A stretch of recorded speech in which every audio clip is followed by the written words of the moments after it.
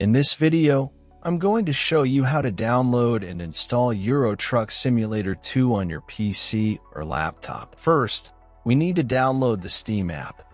Open your Google Chrome and search for store.steampowered.com. Link in description.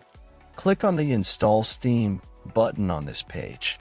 Once you've done that, at the top right corner of your screen, click on the .exe file and open it. Complete the installation, and once finished, open your Steam app. Full installation and creating Steam account video in description. When you are done with installation, then log in and open your Steam app.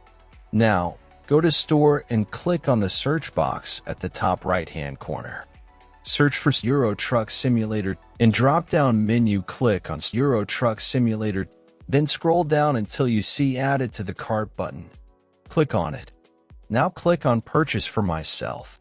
Set up your payment method, and you're good to go. After completing the purchase, go to your library. You can use the search box to find game you just bought or navigate directly to the games category. Next step I will show on Game I Own. First, click on the game you want to play. Now click Install. Complete installation process. When installation completed, click to play, and that's all.